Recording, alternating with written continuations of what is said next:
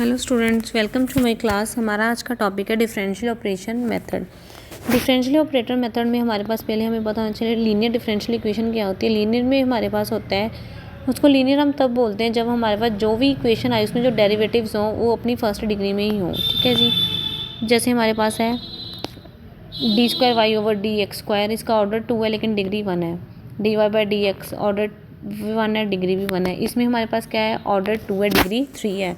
Degree 3 आ गई तो हमारे पास लीनियर डिग्री लीनियर नहीं है, लीनियर डिग्री नहीं है तो ये इक्वेशन भी लीनियर नहीं है। ठीक है जी।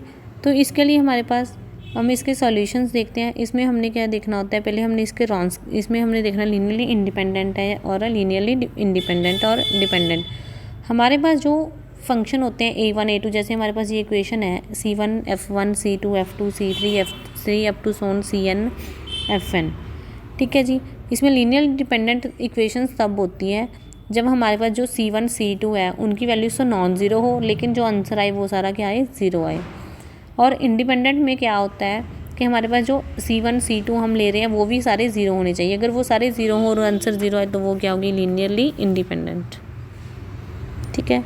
इसमें हम रॉन्सकियन निकालते हैं। रॉन्सकियन निकालने के लिए क्या होता है, हमारे पास जो कोफिशिएंट्स होते हैं पहले वो लिख लो, फिर सेकंड में उसके डेरिवेटिव अप टू सोन, जितने टाइम हम डेरिवेटिव कर सकते हैं जितनी उसकी डिग्री है उतनी डेरिवेटिव्स कर लो। उनको जब हम उसका डिटर्मिनेंट खोलेंगे तो वो हमारे पास होता है रॉन्सकियन।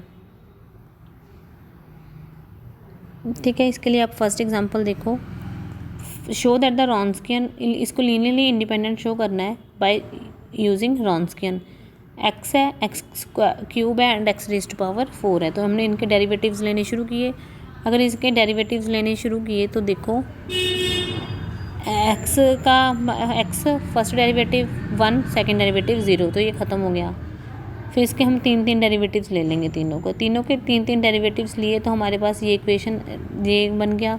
ये डिटर्मिनेंट, इसको डिटर्मिनेंट को सॉल्व करने के बाद हमारे पास 6x रेज़ टू पावर 5 कितना आया, वैल्यू आ गई। ये तो हमारे पास पक्का पता है नॉन ज़ीरो है। नॉन ज़ीरो है तो हमारे पास ये सारे f1 f2 f3 क्या है, लीनियरली इंडिपेंडेंट। ये रॉन्सकियन का मेथड है। ठीक है जी। अगर हम जब रॉन्सकियन निकालते हैं तो उसमें हमारे पास क्या आंसर आ रहा है उसके अकॉर्डिंग हमें लीनियरली इंडिपेंडेंट और डिपेंडेंट पता लग जाता है। जब हमारे पास रॉन्सकियन नॉन ज़ीरो आए तो वो लीनियरली इंडिपेंडेंट होते हैं। ठीक है जी।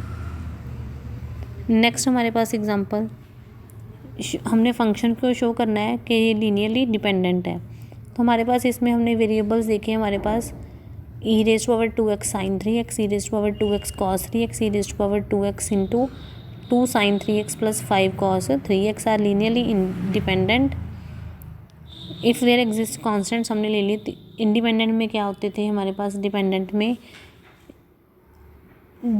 में ऑल नॉट ऑल ज़ीरो होते हैं। ठीक है। c1 c2 ज़ीरो नहीं होने चाहिए, लेकिन जो इक्वेशन आती है उसमें वो उसकी प्रोडक्ट हमारे पास जो रिज़ल्ट आता है वो ज़ीरो होता है। ठीक है। तो हमने ये देखा डिपेंडेंट है तो हमने इसको नॉन ज़ीरो मान के चले थे, तो उसके लिए हमने सॉल्व करना शुरू किया। तो यहाँ से हमने इस पर्पज़ के लिए x1 x2 की वैल्यू -1 एंड 1 ले ली थी।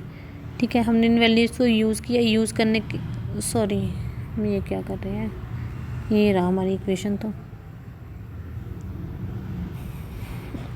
हमने क्या किया, सभी को नॉन ज़ीरो ले लिया था। नॉन ज़ीरो लेने के बाद हमारे पास हमने इस इक्वेशन को देखा कि इनका सम हमने क्या लेना है, ज़ीरो लेना है। इनका सम ज़ीरो लेना तो हमने c1 c2 c3 की कुछ ऐसी वैल्यूज़ फाइंड आउट करनी थी जिससे हमारे पास ये रिलेशन सेटिस्फाइड हो। तो हम इसको पुट करवा के देख लेंगे वैल्यूज़ को। ठीक है जी।